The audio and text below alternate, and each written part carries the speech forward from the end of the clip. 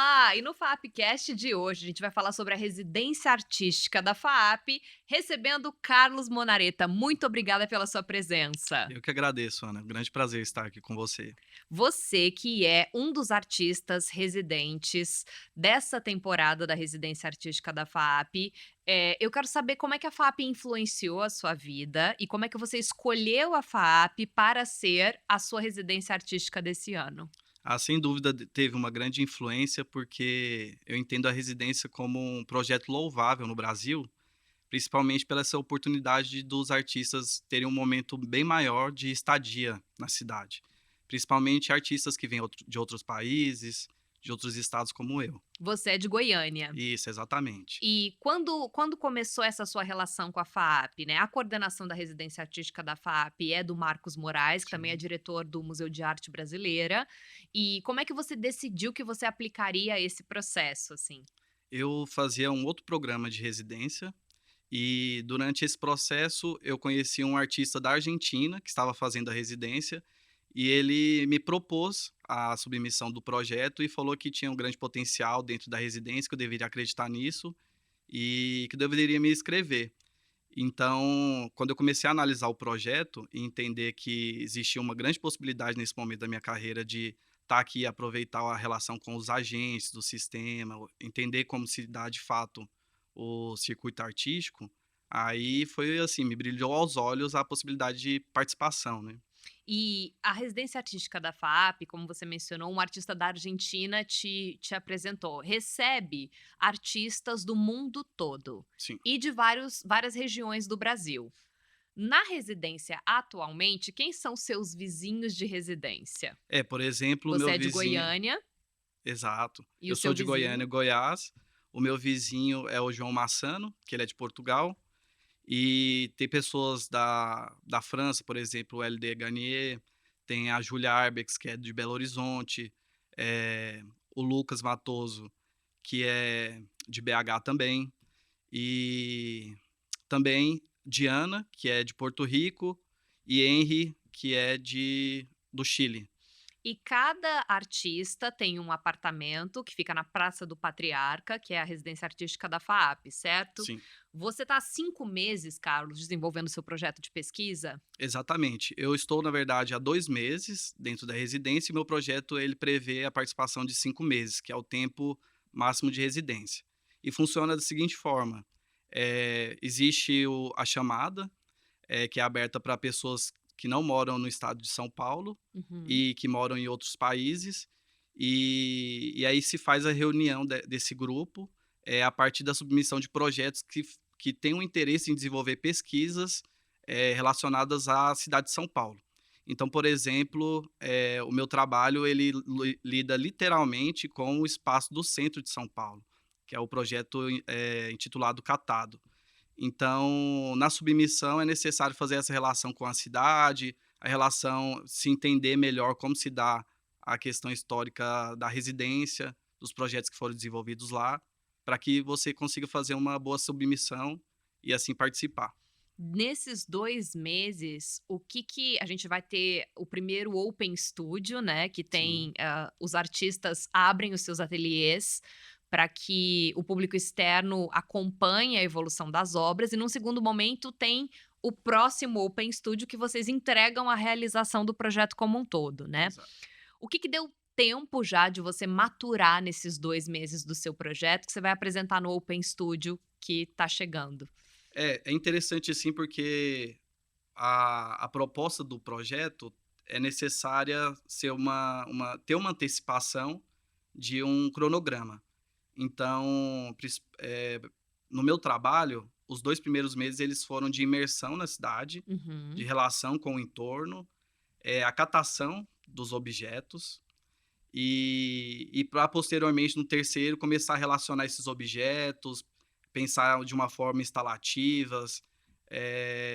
Então a proposta que foi realizada até então, foi essa da imersão, das andanças, do caminhar na cidade, entender a dinâmica ali do cotidiano, do entorno.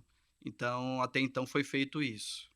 E como funciona, por exemplo, a rotina dos artistas dentro da residência? Assim, como é que é o cotidiano de vocês? Cada artista tem o seu momento de solitude, é de costume que você entre nos espaços de outros artistas e verifique os processos e façam essas trocas, ou normalmente cada artista fica ali no seu ateliê e só no open studio que essa troca acontece? Não, na verdade a dinâmica ela é grande. Existem esses momentos de troca entre o grupo, reuniões enquanto grupo, as saídas pela cidade, as idas nas exposições, mas, cada um tem tomado o seu cotidiano, e aí a gente começa a se encontrar nesses espaços vagos dentro das rotinas, né. E eu acredito que o Open Studio é o grande momento onde a gente vai ver o que estava guardado dentro da gaveta, aquela ideia que o artista não tinha até então soltado, assim, pra gente, sabe. Eu acho que sempre existe uma surpresa nesse espaço aí do Open. E, inclusive, para os alunos que estão na graduação de artes visuais e de outros cursos de comunicação da FAAP ou até de moda, essa relação com a residência artística proporciona também uma abertura, assim, de repertório cultural muito grande. Você, inclusive, participou dando uma palestra para os alunos aqui da graduação, que é um seminário de investigações poéticas. Exatamente. Como é que funcionou esse seminário? E o que que você sentiu, assim, dos alunos da graduação? Ah, eu adorei participar e apresentar esse seminário, porque eu realizei uma narrativa desde do meu início de carreira até então, e consegui rever vários pontos de interesse para propor uma narrativa onde eles entendessem, quais são de fato, assim, os meus interesses, como eu tenho realizado a minha trajetória, como tem acontecido essa circulação pelo país, criando e apresentando os trabalhos, propondo, né, situações para serem observadas e analisadas, interpretadas, enfim. E eu achei que, eu me surpreendi, porque os alunos e as alunas, se mostraram super interessados e curiosos sobre as diversas nuances, assim, sobre o trabalho. Então, desde, a produção de fato plástica, mas também conceitual, histórica, noções sobre uma logística de trabalho, assim. Agora, quando se trata da sua carreira, você tem uma carreira que já tem, exposições no Brasil e principalmente em Goiânia. Sim, Como é que começou a sua carreira? Quando você decidiu que você seria artista? sim, E até chegar aqui na residência, um processo. Você participou de várias exposições, você ganhou vários prêmios em outros lugares. Só aqui das suas séries, a gente tem o Lembre-se de Quem Você É, que eu quero que você fale um pouco sobre ela, Carne e Pedra, Desvio Gráfico, Arqueologia do Presente, do Passado e do Futuro. sim. Então, assim, você tem um repertório gigantesco. Mas quando você decidiu que você seria artista? O seminário ele foi muito interessante para voltar nesse ponto, assim, central, de onde surge, né. Se tratando de interesse sobre criatividade, eu entendo que os primeiros momentos que eu tive, assim, quando desde pequeno, com o meu bisavô, eu acredito que já me tornou, de fato, assim, um caminho que estava caminhando para ser artista. Por exemplo, ele realizava diversas caminhadas comigo pela cidade e pegava uma flor, transformava em um pássaro. Passávamos em frente a um prédio que tinham pessoas trabalhando, e uma das primeiras palavras, assim, que tem relato do que eu falei é o tic-teco, estava relacionado, assim, a uma questão verbal, relacionada àquela atividade que eu estava entendendo ali. E eu acredito que essas noções elas me acompanharam, e eu fui tendo interesse em criar e subverter a lógica das coisas, principalmente, né, que como atualmente eu tenho trabalhado com a noção de gambiarra, de adaptação, eu acredito que esses pequenos gestos me formaram ali, sabe, é algo muito anterior de um pensamento racionalizado sobre o desejo de criar. E uma Mas tem característica, interessante quando as pessoas mencionam o seu trabalho, é o trabalho que explora a relação entre o sujeito e os espaços urbanos. exato. É, e eu acredito que essa situação de se trabalhar com a rua, ela surge por outros interesses de vida diversos. por exemplo, a minha família ela passou por um processo migratório dentro do país. Nós saímos, na verdade, de Guarulhos, São Paulo, fomos para Recife e de Recife para Goiânia, Goiás.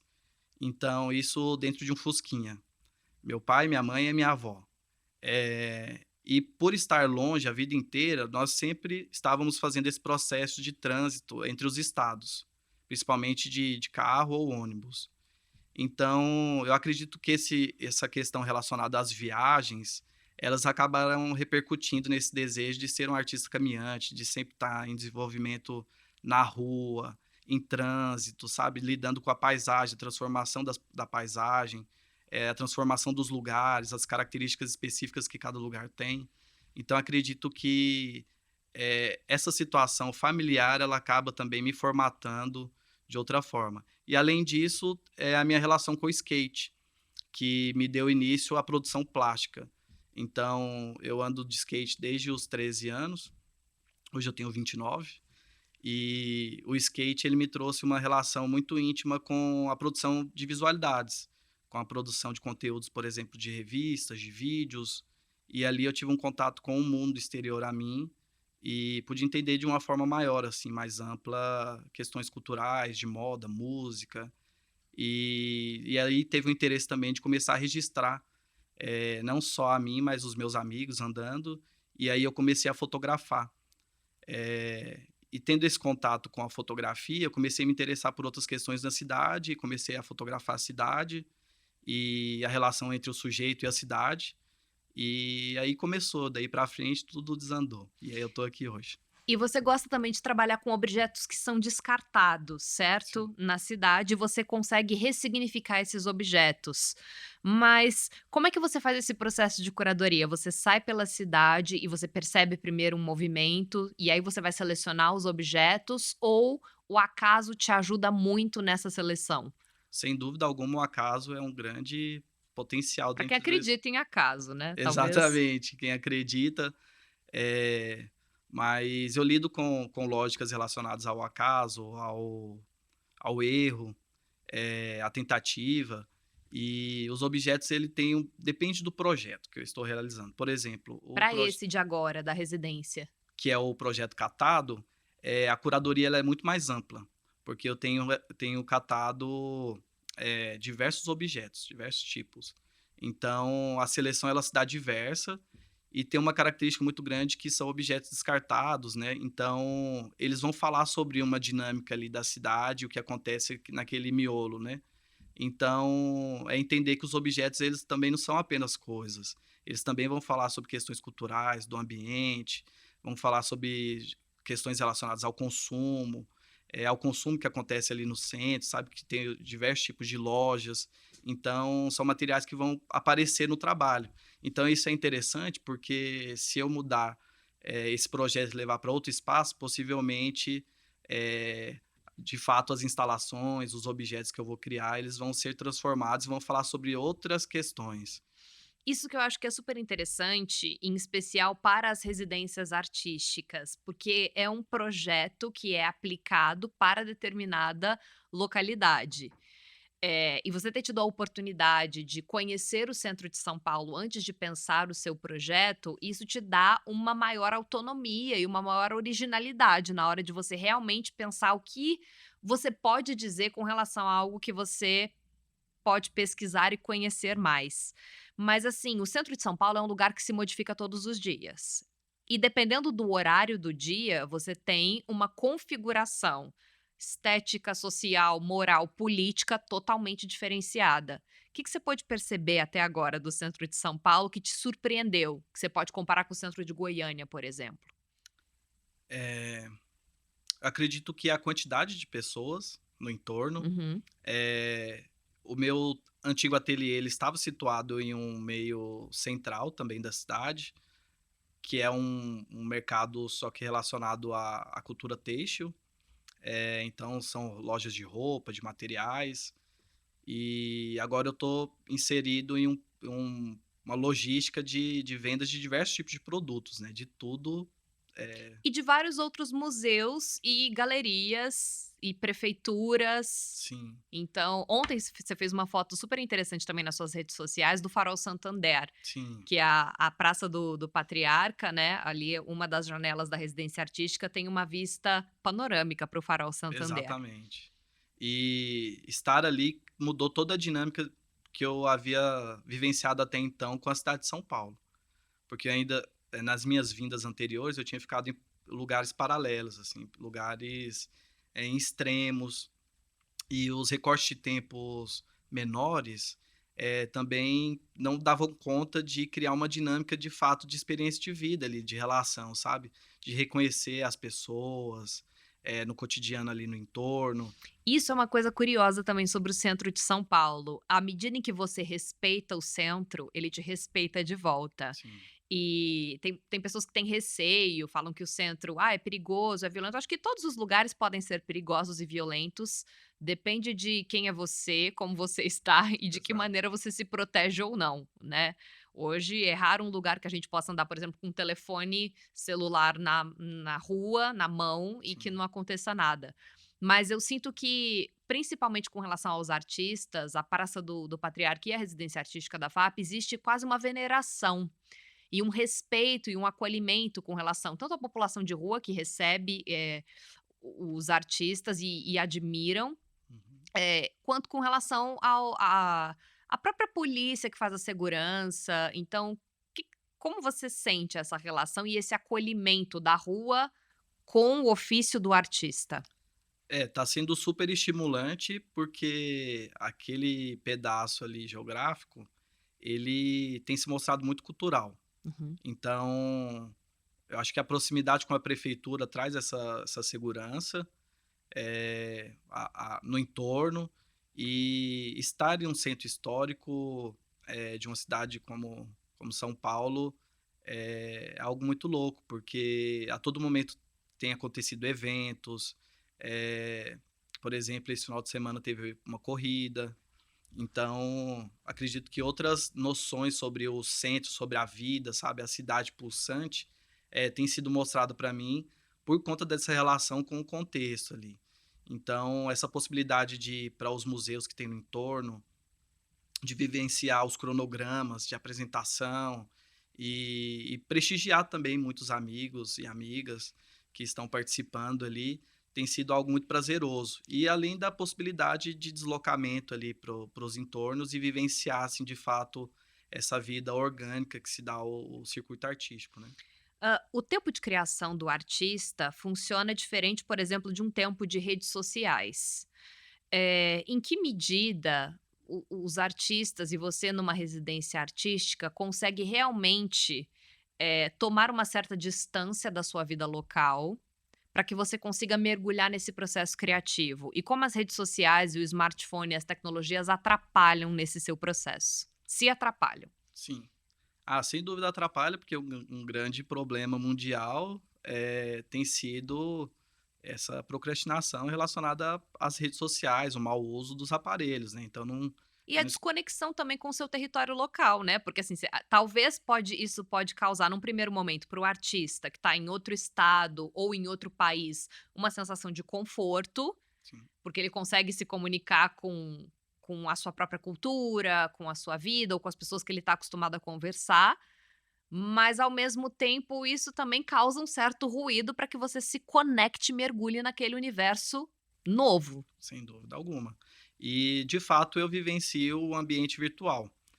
Então, principalmente estando em outro estado, né, morando, as relações elas se davam muito por esse meio digital, né, então eu via muito o que estava acontecendo aqui em outros estados, e vinha criando as relações por meio das redes, então é um grande potencial também para mim.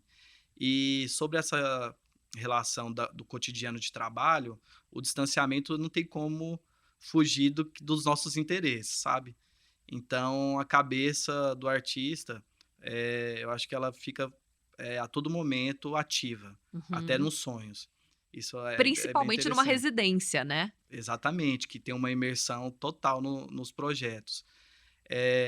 A rotina ela se dá de diversas formas, né. Eu também tenho outras atribuições enquanto educador, enquanto produtor, então a minha rotina ela se torna diversa, porque mescla a criação com outras atribuições também.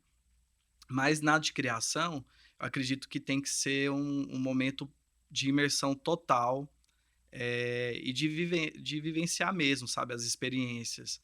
Porque se é necessário, ter experiências para se falar sobre algo e construir algo, então você tem que ir de acordo com o lugar que vai te propiciar isso, né. Então, por exemplo, eu tenho que estar em constante movimento e sair do ateliê várias vezes, para estar na rua, para poder ter relação com a cidade, para poder achar os objetos, porque tem essa noção do acaso, não tem um lugar específico, por exemplo, uma loja que eu estou indo a comprar, então são objetos que são de descarte, de abandono, de esquecimento. É um olhar de observação, curadoria e estado de presença. O que eu gostaria que as pessoas entendessem, principalmente os alunos de graduação, e também os visitantes do Open Studio, é a importância da residência artística como local de pesquisa de Exa campo para o artista. Então, não é só uma experiência rica pela experiência, mas ela possibilita uma imersão num novo espaço. E os artistas vão tomando essa grande proporção, né, de criar a partir de um espaço que é neutro para ele. Agora, com relação ao seu trabalho individual, eu queria que você falasse um pouco da série Lembre-se de Quem é Você. Lembre-se de quem você é. sim. O que ela faz, a gente vai, mostrar algumas imagens para as pessoas, mas, como você criou essa série e por que você escolheu as pedras? Sim. Essa é uma série fotográfica que eu venho realizando desde 2023, onde eu venho catalogando visualidades da minha cidade. Então, tem esse processo de estar em trânsito e fotografar diversas cenas pela cidade e entender o desejo de criação de um vocabulário imagético. Então, são situações que vão falar sobre, eh, o lugar de onde eu venho, o lugar onde eu estou, e que faz parte do meu cotidiano ali de passagem. E aí eu começo a marcar essa presença da minha passagem ali pela inserção das rochas e das pedras, né. Que são rochas grandes. Exatamente. Então, tem toda essa dinâmica de criar essa visualidade e começar a propor, eh, um trabalho onde se possa, pensar sobre várias questões relacionadas à vida, sobre a finitude, sobre a presença, sobre a passagem do tempo, muitas vezes, por exemplo, quando eu coloco uma pedra próxima a um orelhão, sabe, perto daquele objeto anacrônico que fala sobre outro tempo, e, enfim, relacionar essa imagem de uma pedra, de uma rocha que é algo super firme, consistente, perante a E outras. pré-histórico também, né. Exatamente.